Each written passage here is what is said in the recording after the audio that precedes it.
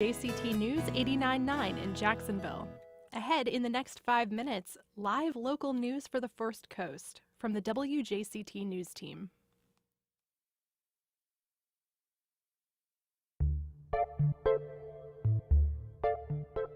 It's the biggest stories of the week.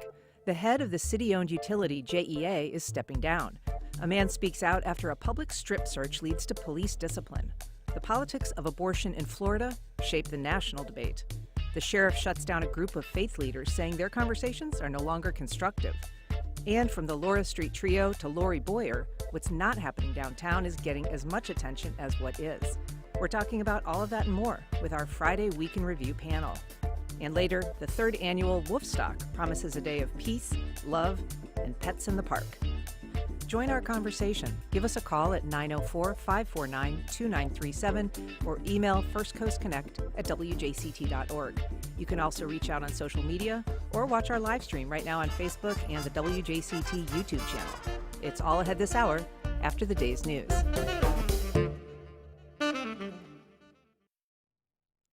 It's now 1 minute after 9 o'clock. This is WJCT News 89.9 in Jacksonville. Damage assessment teams will be out today in St. Johns County surveying two subdivisions near the World Golf Village where an EF1 tornado touched down yesterday. It happened before noon. One minor injury and damage to several homes were reported at the Trailmark and Samara Lakes neighborhoods. The county is warning residents to be vigilant against opportunistic scammers who might pose as contractors. They recommend contacting your insurance company first and getting multiple quotes. The new College Board of Trustees approves a big bonus for President Richard Corcoran. Carrie Sheridan has more on yesterday's decision. Corcoran was named president of the Liberal Arts College in Sarasota last year as part of a political takeover by allies of Governor Ron DeSantis. Trustee Matthew Spalding praised Corcoran, a former Florida House Speaker, for bringing in a record amount of money from the state. President Corcoran has brought in $50 million in appropriations, the largest annual infusion of the financial resources in the school's history, more than the college has obtained in the total last 10 years. My assumption is that previous presidents also received bonuses. This seems to be a bonus that was actually earned. The $200,000 bonus was based on performance and was previously laid out in Corcoran's 5-year contract. His base salary is about $700,000 a year, making him one of the highest paid university presidents in Florida, despite having an enrollment of around 700 students. I'm Carrie Sheridan in Sarasota. And we have a clear sky now. It's 62 degrees here in Jacksonville. Sunny and breezy for today. Our wind coming from the west. Highs will be in the upper 70s and low 50s overnight. Tomorrow's forecast looking good, upper 70s. This is WJCT News 89.9 in Jacksonville. Opinions expressed on the First Coast Week in Review are those of our panelists and do not necessarily reflect the views of WJCT News 89.9.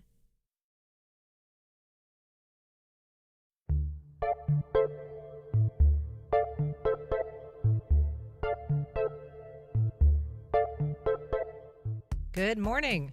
I'm Ann Schindler, and it's Friday, which means it's time for our First Coast Week in Review. Among our topics, JEA CEO Jay Stowe appears headed for the exits.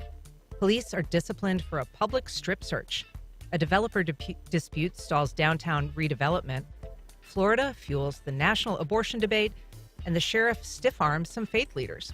To talk about all that and more, I'm joined by John Daigle, longtime political consultant and former political reporter who now owns Daigle Creative. Hey, John. Thank you, Ann. Thanks for being here. Claire Goforth, I'll get it out, attorney and investigative reporter for the Daily Dot. Hey, Clara. Good morning. Jasmine Monroe, anchor and reporter at First Coast News. Good morning, Jasmine. Good morning, Ann. You look lovely today in your pink dress. I love it. And our own Dan Scanlon, reporter for WJCT News. Thanks to all of you for being here. Good morning. Good morning. Let's start with the surprise news that we learned about late afternoon yesterday. JEA CEO Jay Stowe, it's kind of hard to say all that at once, he is apparently stepping down. So we don't know all of the details, but Claire, this comes less than a month after the guilty verdicts of former JEA CEO at a federal criminal trial, a time of some, recovery for the utility after that scandal that followed the failed sale of the utility. What do we know so far? So, full disclosure, my spouse works for JEA. What we know is that the board has been dissatisfied with Jay's performance. There was the $100 million sewer, the water project, that they were quite surprised to see how much that had cost. There's some talk that JEA is a bit top heavy under him, as in like the C-suite is pretty loaded with VPs and things like that. And just that generally, it's certainly nothing compared to the Aaron Zahn debacle. Nowhere near it. He really did get that ship straightened out. But, they're looking for bold leadership, and they're looking for, somebody who's going to do what the board expects and be a really good steward for the citizens of Jacksonville and for JEA, which is really, I would say, our largest asset and moneymaker as a city. And a couple of recent kerfuffles, I guess, Dan, there was the issue of some very high-paid executives who don't even live in the city working for JEA, and that was a bit controversial when that was reported. It was, and that person apparently is no longer with them. One of them. One of them has, and of course there was also some kerfuffle over the Christmas party that was held during a time when they were still waiting for the Zahn to happen, and right after, I think, the rate hike, which did get some issues, even though they immediately posted a news release that said it's actually going to cost you less despite the amount. So it is probably time for him to depart. There's been some successes there. They've gotten us through some hurricanes and storms. And he did actually, as you said, bring the JEA back to life after the Zahn era. But he's in Washington this week, according to their PR person, and unreachable for comment. 2:00 is the special board meeting on Monday, and apparently he just thinks it's time to go, and it might be the right time to retire and get a consulting job. John, one of the issues in terms of people working off-site, there were these high-paid executives, as Dan said, one of them at least has been shown the door right after getting a $73,000 a year raise, which is, interesting in and of itself. But the issue of remote work is impacting JEA as it is impacting a lot of businesses post-COVID. I had pulled some numbers last year. They built this beautiful new headquarters. The old headquarters had, pre-COVID, 760 employees that went to work every day there. The new building has 215. So it is a very open design of the building, looks really empty. And, I wonder if that issue that, dovetails with these highly paid executives that don't even live in town is just a mark of concern under his management. Well, as you said, working remotely has become part of what we're all getting used to in post-COVID era. And there's not a huge problem for most part with executives or others working remote. At my business, it works very well. But I think the bigger problem is this series. We've heard this series of stories and sort of this groundswell building. And the question becomes, this stuff happens. They're facing some tough criticism that has been coming from some of the city's best journalists and columnists. And that stuff doesn't happen because a guy like Nate Monroe wakes up and decides he's going to go after JEA. It usually starts from within an organization and then comes out to these journalists who raise these issues. And you can feel the groundswell growing, and you can feel JEA more and more on defense. And you have to, when you see that happening, you have to say, well, where did it begin? And typically it begins from inside the organization or from people on the board. So, yeah, there are some problems, and we've heard about the Christmas party and some of the projects, but I think that those are symptomatic of what is probably a bigger problem that people inside the organization are noticing and bringing out to the media, resulting in the stories that we keep seeing over the last few months. I think that's very true, John. And Jasmine, also, I think the public starts paying attention when rates go up. Yeah. And, so there's some news about rate increases. I think that always kind of, creates some focus, right, in the public's mind about this agency and looking at their own bills and, concerns about how it's perhaps being managed. Yeah, and even talking to the union and hearing how they felt during the JEA corruption, this is just something else, a black eye to JEA. It's all about trust and building trust. And even myself reading, I'm new to the city. I tell you guys this all the time. I'm learning Jacksonville so fast with breaking news stories happening day by day. But learning that the executives not living in town, but you did make a point. A lot of people are working from home, and whether that home is in Tennessee or Tallahassee or Jacksonville, I think it does put concern But it also means sometimes when you are living in a city, I know a lot of people trust you more when they know that you know the community that you live in. So I think that's something that they have to think about for their next CEO. Yeah, and JEA's slogan is building community. When you have people, Claire, that are not actually from here Yes, running the facility. I'm a remote worker and I'm a national reporter, right? But that's one thing. But this is they're community servants at JEA. It's a little bit different. You know, remote work is appropriate for many positions, but not for all of them. Right. We have a call from JD in Sea Island, Georgia. Good morning, JD. Good morning. I just want to voice my opinion in the after coming back home after the last 3 years of watching how Jay Stowe has done the worst job of any CEO this company has ever had. I'm so glad to see him go. Why do you say that? God, we could get. I loved Dickerson. He was a fabulous CEO 20, 30 years ago. Anyway, the point being is what really upsets me the most is all the greenwashing coming out of Jay Stowe's mouth. All that so-called solar and all that good renewable energy they're supposed to be doing, they haven't been doing anyway. They haven't even been keeping up with the solar they got already. Point being is I'm glad to see him go. Thank God we're going to hopefully get somebody that can help make Jacksonville a lean, green generating machine, which I would love to see happen. Now, my second comment is about remote working. I got no problem with remote working. It seems to be the world's. But here's the problem I have with a utility company like this. If they live in St. John's, Duval, or Nassau, I ain't got no problem with that. If you're an emergency, they can be in the office or something they need to be. But somebody living 200,000, 200 miles or 1,000 miles away, no. That remote person does not belong in a utility. All right. JD, appreciate it. We're going to move on to another topic that got a lot of attention this week. This story was first reported by the Tributary, but it's been followed up by a number of news organizations who've dug deeper into it. Jasmine, this is the story of Ronnie Reed. He was a 45-year-old black man. He was strip searched on a public street. We learned just recently that the officers involved in that incident were disciplined. But you, at the station that you work for, actually talked to Reed after this news of the discipline. Tell us about what he had to say. He said that he's still scarred. I mean, just imagine being strip searched and being accused of having drugs on you, and it's a typical day for you, and then all of a sudden that happens. Verbatim, he said he's scarred. He said that something like this shouldn't happen, and if roles were reversed, all they did was get a slap on the wrist. Back to JSO and being transparent and things happening. This was a mistake on JSO's behalf. Those 3 officers were reprimanded, and that's all that happened. And he feels like there should be more that have been done. So we have a little bit of sound from that interview that you all did. Let's take a listen. They manipulated me to put on handcuffs, and they took advantage of me. I feel violated, and I don't feel like what they got is not what they deserve. I'm still emotionally scarred. I am a part of the public that they're supposed to protect and serve, and they chose not to do it.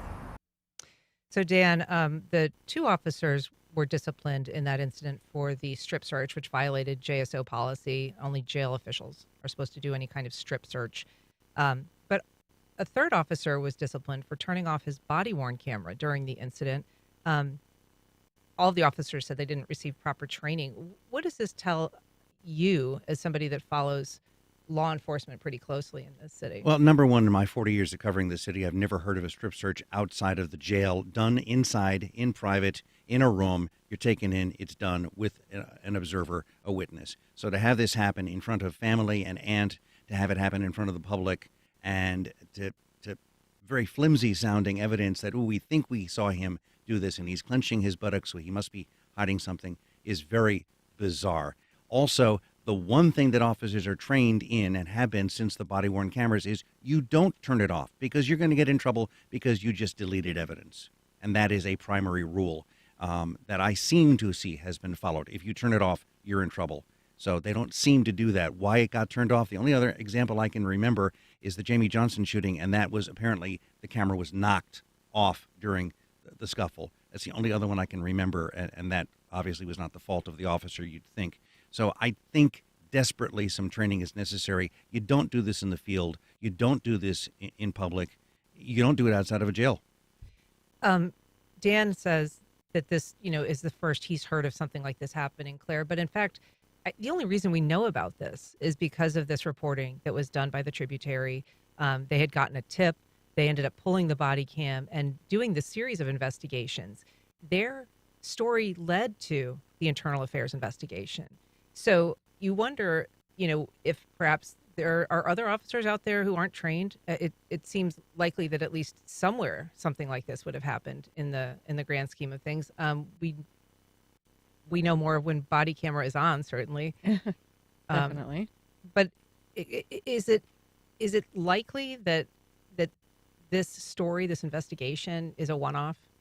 It's hard to believe that it is. I mean, this was a coordinated drug sting that they were conducting. These officers are presumably trained in doing these type of things. It wasn't a traffic stop that turned into something else. And, the fact that an officer turned off their body camera, I mean, we've heard stories from other places around the country where this happens. And we don't know what we don't know. So, for these three officers who were probably fairly seasoned, I would imagine, given the assignment that they were on, not just doing traffic patrol, they were saying that they weren't properly trained. Do we believe they weren't properly trained or not? Or were they just saying that because then it passes the buck up to the leadership? Got a call. Tom on the West Side. Good morning, Tom. Go ahead. Yeah, I just wanted to say that regardless of whatever training they had, it should have been intuitive for them to know that what they were doing violated the man's rights and also was a violation of his personal space. And even more shocking is the fact that they continued to press charges on this man, even though he'd been strip searched twice and there was no evidence of any wrongdoing. Thanks, Tom. I want to ask you about that, John Daigle, because, in fact, the state attorney's office didn't drop the charges for more than a year and a half. And all during that time, we're pressing Ronnie Reed to plead guilty and take a 4-year prison sentence, even though they never found any drugs on him or any money. Yeah, I mean, I think people, including police officers, make mistakes. We all do that. Most people are judged much more harshly on what you do after you make a mistake. And in this case, the truth is, written reprimand is a serious issue for a police officer. I know as being former military that kind of letter in your file can affect your whole career and your future. But from a public relations, political perspective, most people who hear a written reprimand, it does not sound like they got severe. So I think from a political standpoint, both the state attorney's office, as you pointed out, and the sheriff need to do a much better job of convincing the public that they took these offenses seriously and that they were on the side of the public rather than protecting their own people. Jasmine, JSO, in some ways has its work cut out for it when it comes to restoring trust with the community. But this case got national attention. Yeah, and it's something that's going to continue to get national attention because Ronnie Reed is not, giving up with this, even speaking to us and continuing to go on and explaining, like, imagine yourself being in that situation. Even the comments on our Facebook page, they're of course both sides of it because you have some people who are for police, some people who are against police. But no matter what, I even personally believe it's about time for a lot of people to start learning your rights because even though that, those officers were in the wrong, for him, you have to know that you don't have to do those things. And the more you read, the more you know. And the more you know, the more things like this don't happen. Well, we're talking about the biggest stories of the week with our Friday Week in Review panel. You are welcome to join our conversation. You can call us on air at 904-549-2937. You can reach out via social media. You can shoot us an email at firstcoastconnect@wjct.org. Or if you want to see this beautiful panel of people, you can watch our live stream on Facebook and the WJCT YouTube channel. As an attorney, Claire, I want to just ask you your thoughts about the fact that the prosecution on this case continued in the absence of drugs found on Ronnie Reed. At what point is it appropriate? What point should it happen where they're, not going to carry the charges forward when the evidence is so flimsy? At the very beginning. Well, why were charges even filed? No drugs, no money. They complained they saw him maybe with somebody after a $20 crack buy. I was reading the file, but they never found any hard evidence of that. And yet for a year and a half, the case drug on. I believe he spent some time in jail before posting bond. At one point, it looked like he hired a private attorney. We're talking significant cost to this man. Not only were his rights violated on the street, and just like there should not be a double standard, but imagine if he had been a woman. It is relevant to point that out. It's horrible to anyone, but I think people would be even more outraged if he had been female and had his genitalia exposed in a public street. But with that flimsy evidence, and they just drug it on, that's. I think a lot of us look at that, and you think that that's not how our justice system's supposed to work. Right. We've got a call, Linda from Mandarin. Good morning, Linda. Go ahead. Good morning. What Claire just said, I know the gentleman before you said that a written reprimand is serious, but if you think that's sufficient, then we would just hope that wouldn't happen to you out in public on the sidewalk. We as citizens, we cover the cost of salaries, funding their pensions. I work on a job. I'm supposed to be trained. If I make a horrible mistake that I'm not trained, I'm still held accountable up to termination. So I think that you can't hear yourselves, but it sounded really cavalier. A grown man strip searched in public on the sidewalk, and then they tried to cajole him for 18 months to plead guilty so they could justify their actions. That's all that happened here, and I think it's horrible. And the police make horrible mistakes, but a mistake of this magnitude is not minor. Just consider not only if it was a woman, but if it was someone of a different race in Ponte Vedra. Do you think they would still have their jobs? No way this side of East Egypt. Thank you. Thanks, Linda. Dan, what do you think about just the optics of this? I mean, the video shows white officers, a black suspect, really being touched and exposed, and in some very invasive ways. It is not the kind of message that our sheriff is hoping to send about his agency and his officers. But it's a message we have seen, unfortunately, not with strip searches, around the country. There you have the white officers and a black suspect. I mean, at the bottom line, you should have asked a supervisor for permission. I mean, that should be ingrained in any cop's brain. You need the boss to confirm what you're doing. Number one. Number two, a written reprimand, yeah, that does. We have all looked as reporters at their jackets afterward and showed that these officers, many officers who are in trouble, get these reprimands. But a suspension, remedial training, that would be something I would also expect to see for at least one of these officers, especially the one that turned off the camera. That's basic training, like I said. So it is bad on a number of levels that they didn't appear to be trained well, that they didn't follow some common sense. And I think and along with being a black suspect a black man who is strip searched and really in public with the ant watching, one officer said, according to the tributary story, I guess at the time I thought it was okay, but afterward I didn't. That should have maybe been the light bulb, boom, for all of them, and say, hey, let's put you in the car, take you to the jail, and let's get this done by the book. We've got a call, Nancy in Atlantic Beach. Good morning, Nancy. Go ahead. Good morning, Ann. I love having you on the radio. My feeling is pretty much what some of the people have said. We're dealing with two completely separate issues here. We're talking about the human dignity of a man, and then we're talking about the retraining of the police. So there shouldn't be any confusion about liking or disliking the police. The issue is his dignity and then the retraining of the policemen involved. Thank you. Thanks, Nancy. Appreciate it. I was going to also add, when things like that happen, I am a black woman. I have my brother, my dad. When events like that happen, you really don't know how they continue on with life. Like, how do you, when the next time you see a police officer, granted, they will get trained, but for someone like that, a victim who has gone through something like that, that's very traumatic.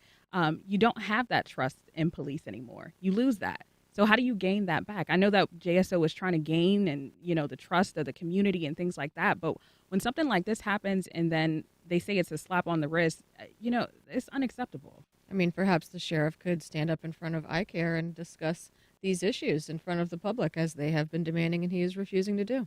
Yeah, and I think one of the and again, my perspective is the PR media angle of this, and I think one of the most interesting things on this was, even though the tributary broke the story, when the sheriff finally did have to respond, he kind of media shopped. He did his interview about it with First Coast News, and that was obviously he wanted to pick which reporter, and that was very kind of interesting from a public relations standpoint. And I think for insiders, it was obvious that the sheriff didn't want to talk about it with the tributary. And that, again, was not a great look for a sheriff who was in a damage control standpoint at that point, but yet he was still carefully picking which media he was going to talk to. You're talking about when he did the interview live on the First Coast News following that. And I think he did an interview the same day with Channel 4. So I think he was, going to maybe the TV station, but not doing it with the original reporter. And I think that Nicole Manna, who's the reporter that's done this and a number of stories about law enforcement and issues at the jail, I don't believe that she's gotten much in the way of direct FaceTime with the sheriff. A lot of her stories. Her story indicated that she got no response to requests for comment, and that's certainly something that I, as a reporter, have faced. You'll get from many city agencies, their PIOs just won't respond. Well, you raised the issue of TK Waters and eye care, Claire. So we learned this week that the sheriff said he's not going to meet anymore with the folks at eye care, which is a faith leaders group that advocates for a couple of specific anti-violence interventions. Dan Scanlon, I know you were at the original event that they held outside the sheriff's office, asking the sheriff for a meeting, asking him to attend their Nehemiah assembly, which is next week, and laying roses, one for every murder victim in the city last year. Yes, and that was quite touching. I've covered eye care now for a number of years, back to the Williams administration. And full disclosure, the current co-chair is my church pastor, so I've sort of been backing off a lot of it, but I have covered them. The bottom line is the sheriff states in his back and forth, and there were letters back and forth, even though the sheriff did not meet with them because he was out of town this week. The back and forth, the sheriff says, is because the format of the Nehemiah assembly, which is on Monday, at a church in Jacksonville, is that you only get to do yes and no answers. They respond to say, yeah, we have yes and no answers, and then you get 3 minutes to talk. The sheriff responds that, oh, you won't let me hold the microphone. They respond, well, TV reporters are always holding microphones on you. You don't grab the mic from them.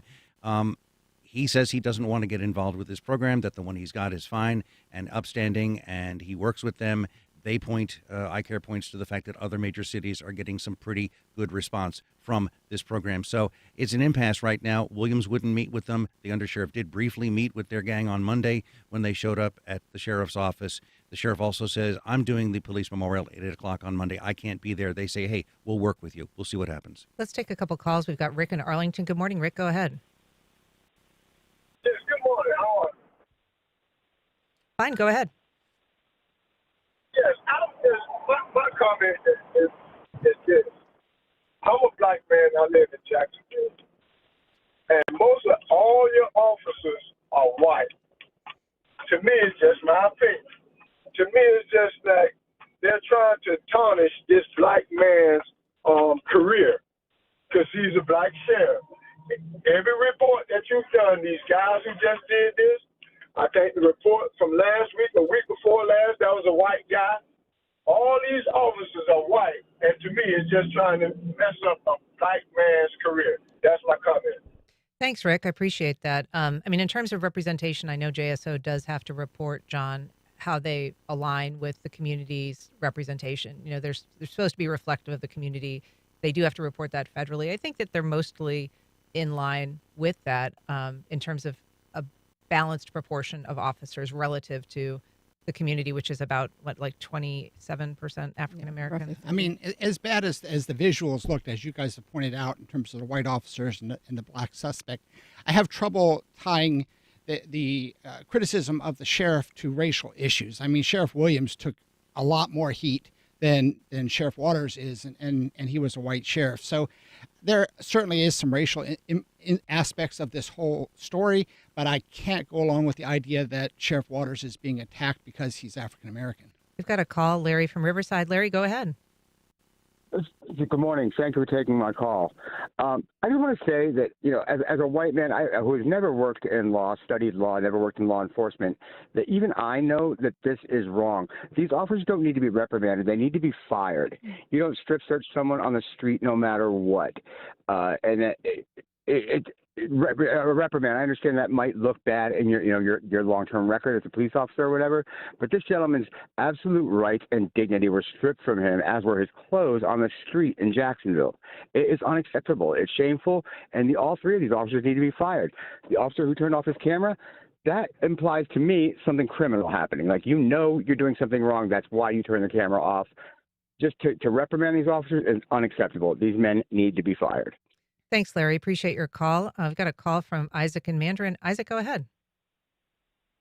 Good morning. Thank you for taking. I usually don't call back. I just listen and move on. I work in healthcare, and I have a lot of respect for the police officers because they put their life on line. But whenever there is a complicated case happens, a challenging case happens, they have to have a backup system. Okay, time out. Let's check with higher authorities, okay, who can guide them, who has gone through this. So the lesson is not only we are not trained, but there has to be a backup system. Time out before we do something really unusual or dramatic. Let's think about it as a group. The two of them say time out. And if they said it took 3 seconds, they will make the right decision, reach out to higher authorities so that they can make really a balanced decision. It's really, it's not a black or white issue. It is a personal issue. Those individuals, not really because the individual is black, but they made a judgment which was really quick without checking out. So I think the system issue, the system has to have a backup system when they are really in an emergency. Thanks, Isaac. Appreciate your call. I want to direct a question that we got from Elle in our email, Claire, to you, because it's a legal question. She says, I'm curious why the officer's behavior would not be considered a sexual assault. I don't believe that there was any criminal investigation done in any case. I mean, police have broad authority in many circumstances, and we're really thinking about the use of violence, the use of force, detaining people. But she makes an excellent point that I hadn't really thought about, and clearly neither did the state attorney's office. But there was another thing in reference to this and Sheriff Waters not going to eye care that occurred to me when I was researching for the show. Isn't it ironic that the sheriff doesn't want to interact with a particular group based on his past experience with them? Given a lot of people around Jacksonville don't want to interact with the police based on their past experience with them, but he would take an issue with that particular standpoint. I didn't know how serious it was even living here in Jacksonville. Again, I'm new to this city. Just last weekend, I just want to, paint a picture for you. I was in an Uber. We're leaving from the Florida Theater, coming back to the station. That's where we parked our car. The Uber driver, he was a black male, didn't want to turn down the street because there probably were like 20 cop cars outside. And I'm like, wait, where are you going? And he's like, oh, I'm not dealing with that right now. So dealing with what? Exactly. Dealing with what? That was my question to him. Dealing with what? They can pull me over for this. They can pull me over for that. I don't feel that when I'm driving. But as a black man, that's what they feel in Jacksonville. That's disheartening. And then to see, a sheriff that doesn't want to speak to a specific group, I feel like this is the prime opportunity and the spotlight to bridge the gap, to, connect the dots, for something like that. It broke my heart to know that you don't want to turn down a street because there are cop cars on the street. And I'm like, well, you're fine. We're going to the TV station. No, he still didn't trust it. That's sad. John, in terms of the sheriff's, issue with eye care and his decision not to appear, I mean, to be fair, it's the police memorial event that evening for officers who've, been killed in the line of duty. He says he's not going to miss it. And I think that makes some sense. But he also, as Dan said he doesn't want to make an appearance anymore before that group because the conversation is not conducive to change or beneficial. What kind of obligation does an elected official have to just even kind of sit and endure a public meeting, even if they are being booed, even if they aren't given the microphone to answer as fully as they want? I thought Claire made a really interesting point. I had not thought about it from that perspective again, but there is some irony there. iCare is a tough audience, and anybody who knows that group, I have worked with a lot of candidates who I have advised, hey, don't go there. You're not going to gain anything. They're a tough group, and if they're not behind you, that experience is really difficult. But as Claire pointed out, you've got elected officials who are supposed to be able to stand up in front of tough groups and answer tough questions and take the heat.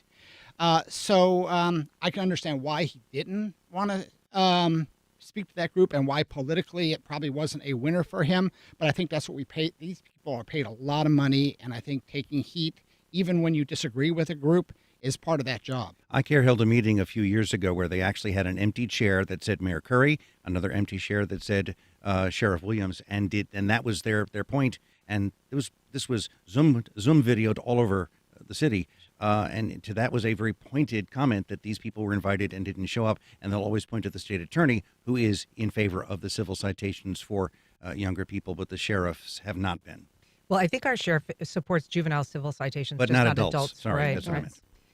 This is the fourth time that the group has publicly called out Waters in the last 6 months, so they're probably not going anywhere. I was going to say, I think they both need to come up with something, because if he wants to hold the microphone, what's the big deal? I mean, sometimes people do take the microphone out of my hand, but I know how to take it back. Well, he told iCare that they could reach out to his administrative assistant and set up a meeting, and indeed, the latest iCare letter says that they have reached out and done that, so there might be a meeting. And the sheriff called me here last Friday to tell me, A, not in a million years would I miss the police memorial that night unless I was sick, and B, all they have to do is call and make an appointment, and I'll spend all the time they want with them. Yeah. All right. Well, we're going to move on. We are talking about the top stories of the week with our team of news hounds here, and you can join our conversation if you so choose. You can give us a call at 904-549-2937. You can email us at firstcoastconnect@wjct.org. You can also message us on Facebook, Instagram, or tag us on X at FCC On Air. So I want to talk about an issue that is national in scope, but also has like a very serious Florida focus these days, and that's abortion. There's been a lot of decisions that have been made lately, including in this state, affecting November elections, limiting abortion, starting in about 2 weeks in Florida to 6 weeks. Claire, how is Florida shaping this national conversation and shaping the road ahead to the November elections? Well, I mean, Florida passing the 6-week ban and the Supreme Court upholding that, which is a very interesting decision that sort of flies in the face of so much jurisprudence, but I won't get legally nerdy on you. It's like the last one in the South. Really, we were the last place in the South where women could exercise their right to choose up until 15 weeks. And so now anyone who lives in Florida, the closest you can go to get an abortion past 6 weeks, which 6 weeks is really only 2 weeks gestational age, maybe a few weeks beyond that. A lot of people don't know they're pregnant then, is North Carolina, which is, 450 miles from Jacksonville. I looked for flights to Charlotte yesterday, and if you want to go next weekend, because time is of the essence, that's $400, because and North Carolina has a 3-day waiting period, which means that you have to spend a significant amount of time in the state. Beyond that, a lot of people will go to Virginia because it doesn't have the same waiting periods. Even further, even more expensive. And this is affecting the national conversation as we move into the election, because abortion is very popular among the majority of Americans, especially in the first trimester. Most Americans believe that there should be no restrictions, and those include many Republicans. And Republicans have long really kowtowed to the anti-choice movement, including Donald Trump, who now is sort of walking that back and waffling. I believe Rick Scott has sort of walked back his previous, I'm staunchly pro-life in every situation. But I don't think the voters are going to buy that. I think when they go to the ballot box, when we have the amendment on the ballot in Florida to legalize abortion further along, people will most likely vote based on their value on that. Will that also translate to them voting for candidates? It might. That is a question. We do see a lot of cases where voters will vote one way on an amendment, and then they'll vote another way in terms of what the politicians support. So that'll be interesting to see how it plays out, but it's certainly going to factor in every single race around the country. John, to Claire's point, I mean, if you think about a woman perhaps missing a period, realizing she's pregnant And then in that 2-week period in Florida, she would have to, first of all, make that decision, right? With little time to talk to her partner, her family, and then I guess find $800 for the procedure, get time off work. It's a lot to expect. And I guess that's why people are saying it's effectively going to be just illegal starting May 1. Yeah, well, and I think the combination of the new law, the new really restrictive law taking place May 1, and then also the amendment on the ballot in November is a really powerful 1-2 punch that will have huge implications for the November election, both in the presidential race and a lot in the down ballot races. I've talked to people who will say, oh no, Florida is a winner-take-all state. It's not going to have any impact on the delegates in the presidential race. But the truth is, we've seen it. I mean, we've seen since those Supreme Court rulings, we've seen a huge amount of attention on the national scale pouring into Florida. We've seen Rick Scott launch a multi-million-dollar ad campaign the days after those rulings were released, and we've seen the Biden campaign start to pour resources, staff, and money into Florida. So I think you can't deny that those who are in charge understand that it is going to have huge implications. It does put Florida in play, and it is going to force the parties to spend a lot of money in Florida that they didn't plan to do. Jasmine, it seems like more people are learning about, the scope of what constitutes an abortion or situations in which an abortion is necessary. And we've heard a lot of stories about women who've miscarried and then been waiting, sometimes in a parking lot of a hospital to sort of get sick enough to require treatment. That's the scary part, what comes along with that. To me, it was surprising that you mentioned former President Donald Trump is backpedaling and now stating that he believes each state should have their own laws when it comes to abortion. I'm just wondering now what the deal is, why he didn't see that previously and now he's believing it now, and how many politicians are going to be doing this because they just want to gain the vote. I'm seeing a lot of politicians just change their ways and their belief systems, just of course to get the vote. But abortion is a big deal, and you talk to people, we interview people all the time. That is the decision of who the next president is going to be for some people. Well, the timing, Dan, I think was a little awkward because it's one thing to say, well, let's leave this up to the states, as the former President Trump said. But then, within 24 hours, you have one state, Arizona, saying that even in the case of rape and incest, abortion's illegal based on this Civil War era law. And yet you're hearing from the governor, who's Democratic, that she does not like and will not push this, and that there could be the filing of an appeal as immediate as next week to stop this ban. So you're seeing pushback across the country. You're seeing massive protests against this. The bottom line is, it's my body. I have the choice. You shouldn't.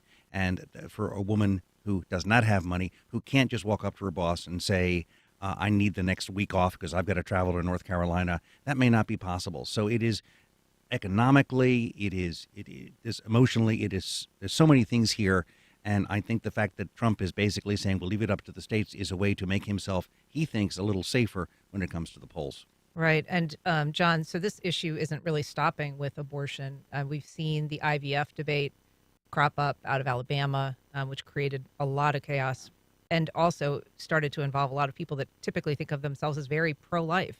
But there are also initiatives to work on things like contraception, including IUDs and oral contraception and Norplant. There are plans that are being advanced by the Heritage Foundation and Mike Pence's Advancing American Freedom group to restrict IVF. So the tentacles of this Dobbs decision, I think, are proving very unwieldy for a lot of politicians. It is. I mean, and everybody knows that politically it's a loser for the GOP. I mean, in the poll that UNF did last fall, even Republicans were favored legal abortion by 55%. So as Jasmine pointed out, you're seeing a lot of flip-flopping now, and a lot within the Republican Party, a split. There is a huge faction of the Republican Party that is diehard pro-life, and they're going to stand by. But there is a huge section, including former President Trump and others, who see the political liability in being on the wrong side, at least politically, of that issue. And they are trying to mitigate the damage and dance around right now and figure out how they won't go down with the ship when it comes to voters who are coming out strong for that issue. I want to stay with you for a second, John, and switch gears a little bit to talk about local politics and what's happening downtown right now. We learned this week that the Laura Street Trio project, maybe it was late last week, the days are all kind of running together, that historic renovation project is on hold, maybe dead, delayed certainly. And that's kind of turned into a little bit of a political issue for the head of the Downtown Investment Authority, Lori Boyer, who's criticizing the developer, also getting some criticism herself, even a columnist, Nate Monroe, saying it's time for her to go. Yeah, I mean, and Lori has taken some heat, and it didn't start just recently. It's been bubbling for months. And she and I've seen her push back and do interviews with Action News where she detailed a long list of her accomplishments. But I think the bigger question in this issue, and it goes back to our original conversation about the JEA, is bigger than the CEOs of these departments. It really connects to the boards that are supposed to be managing these CEOs. And honestly, actually all the way back to the voters, because what we've seen over the years, at least during the Curry administration, is the council, because they were pretty much a rubber stamp council throughout the Curry administration, a lot of these local boards are packed with using political patronage and people where loyalty was more important than expertise. And I think that's back, when Dan and I were covering at the Times Union mayors like Austin and Delaney and Payton, they had to work really hard to keep a fragile coalition of 10 votes on the council together. And even though I don't agree with some of the petty shots that our current council has taken at Mayor Deegan, there does seem to be more of a adversarial relationship. And I think in some ways that is good for the taxpayers because, again, I think it comes back to the council and how much attention they're paying on who is appointed to these boards. Because when those CEOs come under fire and when they make mistakes, it's got to come back to what the boards did. And the boards can't just wash their hands and pretend like they weren't responsible for the mistakes made by those CEOs. Mayor Austin had a camera installed in the old city council chambers so that he could watch what was happening. And at that time, in the old city hall, that was where every single board and group met. So the mayor could just flip a switch and see who was saying what, and I'm sure he could send somebody upstairs to talk about it. Yeah. Well, it is time now for our lightning round. There we go. I'm going to start with you, Claire. Go forth. What's cooking? Something positive. All right. So it is spring bird migration season, everyone. It's going to be a beautiful weekend. Good time to get out into the many wonderful parks we have in Jacksonville and the surrounding areas and maybe see some bird species that you don't get a chance to see. And yes, I am middle-aged. Oh, that's awesome. Where's your binoculars? Jasmine, what's cooking with you? Oh, my family's in town. My mom, who is a radio star herself in Pittsburgh, and my sister are in town. It's her birthday, so happy birthday, Mom. And she's listening and watching. I think our cameras are on. So we're going to go out to I can't tell her. Well, we're going out. Surprise. I almost Happy birthday, Mom. How about you, John Daigle? Well, I'm new at this, so I'm a little shaky on the lightning round. But I thought we had an interesting story this morning. My wife and I were watching the news this morning, and I'm not a golfer, but we were watching the coverage of the Masters, and the guy who's leading was trying to decide whether he would leave the Masters because his wife is pregnant, and we had an interesting debate about whether or not, if she goes into labor, he should leave the Masters tournament to be with her during labor.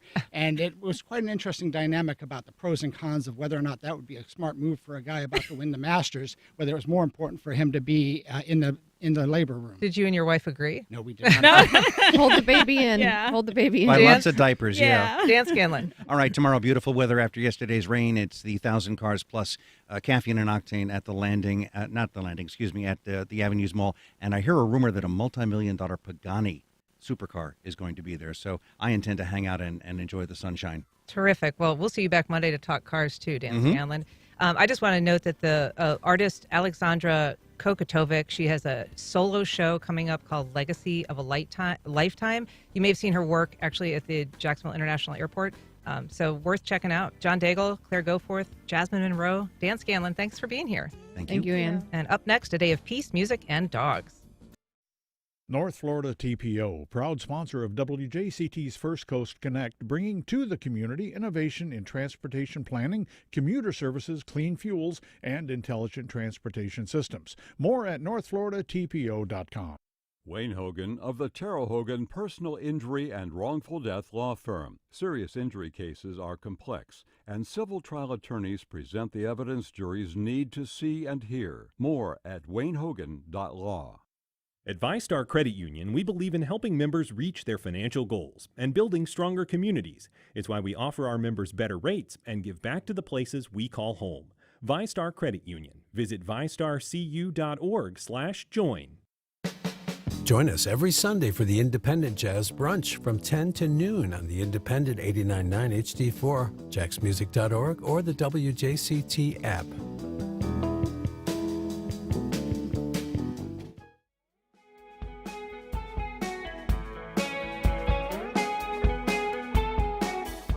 And we're back.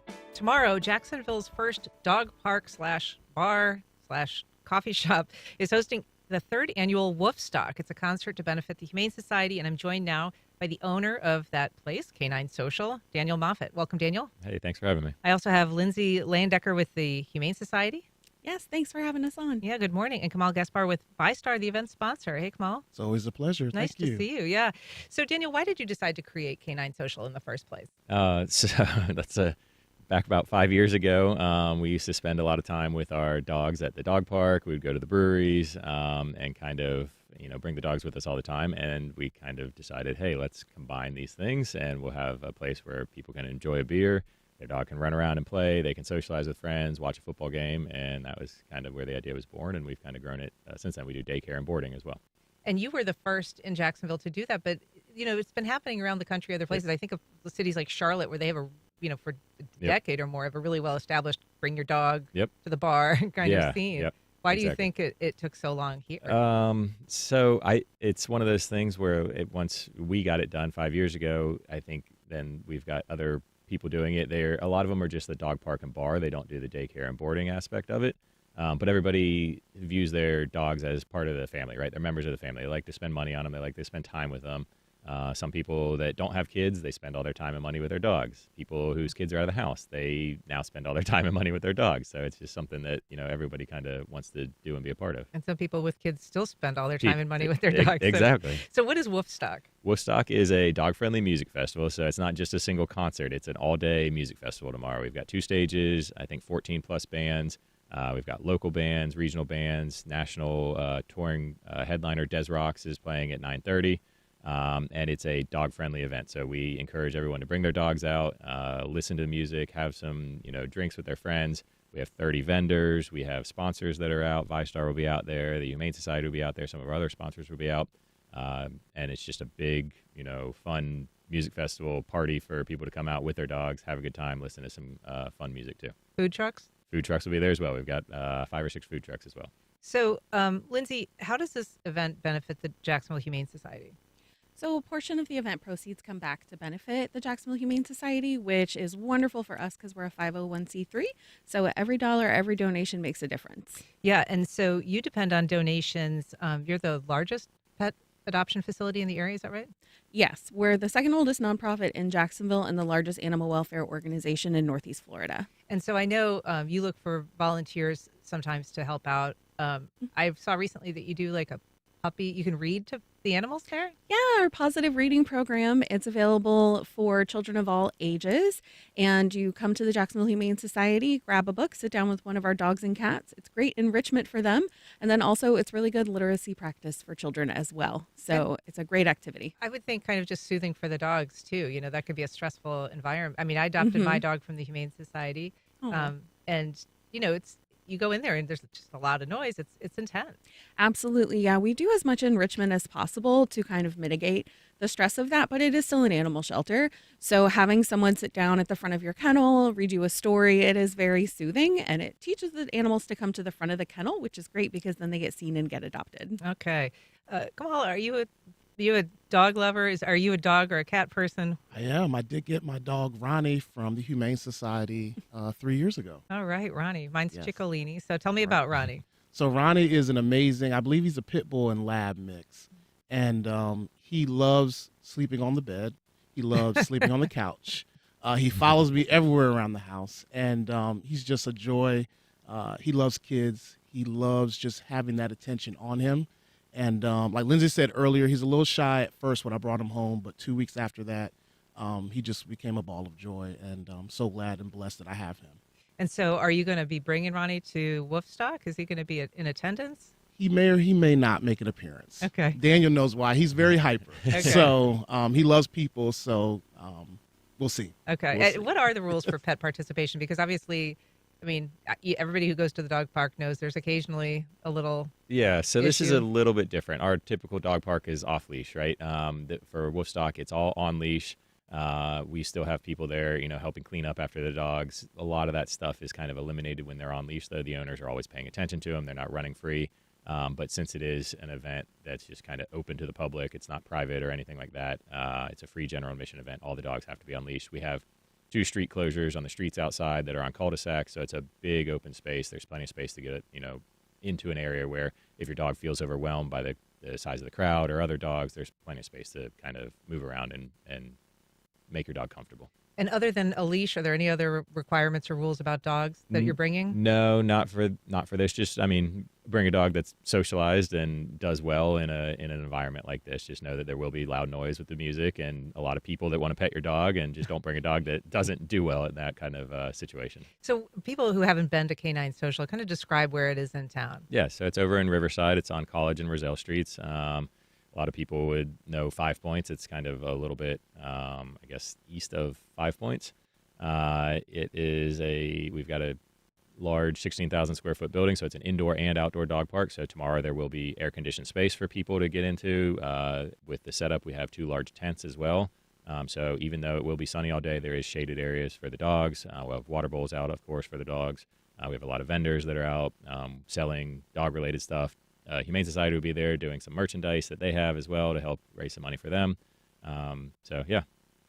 And if people want to learn more, if they want to find out more about the bands that are playing or other components? Yeah, they can visit caninesocial.com/Wolfstock, and that has all the details. It'll have a link to the Eventbrite page for VIP tickets. Like I said, it's free general admission, but there is a VIP opportunity that includes free alcohol, free food, VIP entrance, elevated viewing areas, VIP restrooms, kind of all the works that come with that VIP experience. Dynamite. Well, Daniel Moffat from Canine Social, Lindsay Leyendecker from the Humane Society, and Kamal Gaspar with ViStar. Thanks so much for being here today. Thank you very much. For having us. And that's our program. If you missed anything, you can listen to our rebroadcast at 8 o'clock tonight. All of our shows are archived at WJCT.org and on your favorite podcast platform. Don't forget to listen Saturday when neurologist Dr. Joe Servant explores the wonders of gut health on What's Health Got to Do with It. Join us again Monday. We will be back with all of the news of the week and a lot of bright stars. So we're looking forward to seeing you again. Thanks for being here. I'm Ann Schindler. You've been listening to First Coast Connect on WJCT News 89.9.